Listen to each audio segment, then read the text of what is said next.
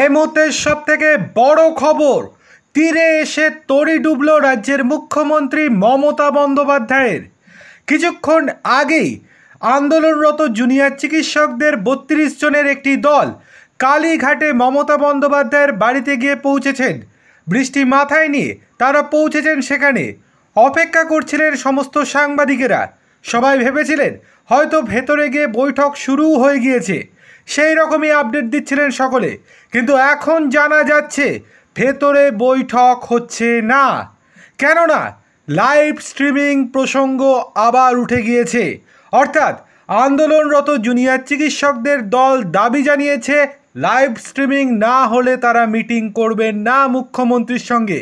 তারা স্বচ্ছ দাবি জানাচ্ছেন, তারা চাইছেন যে গোটা বাংলার মানুষ এই লাইভ স্ট্রিমিং দেখুক, তারপর গোটা বাংলার মানুষ সেটা বিশ্বাস করতে পারবে যে তাদের সঙ্গে মুখ্যমন্ত্রীর ঠিক কী কথা হয়েছে। যদি লাইভ স্ট্রিমিং না হয় তাহলে সেক্ষেত্রে সেখানে স্বচ্ছতার অভাব থাকবে, মানুষ তাদেরকে বিশ্বাস নাও করতে পারে, ভাবতে পারে যে সমঝোতা হয়ে গিয়েছে। সেই জন্য এখানে কোনো রকম সমঝোতা নয়, এখানে দাবি করা হয়েছে 5 দফার। সেই দাবিগুলি পূরণ করার জন্যই আলোচনা করতে এসেছেন তারা।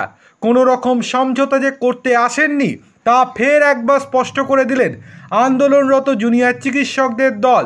তারা পরিষ্কার জানাচ্ছেন যতক্ষণ না লাইভ স্ট্রিমিংয়ের ব্যবস্থা করবেন মুখ্যমন্ত্রী মমতা বন্দ্যোপাধ্যায়, ততক্ষণ অবধি তারা কোনো রকম বৈঠক করবেন না মমতা বন্দ্যোপাধ্যায়ের সঙ্গে।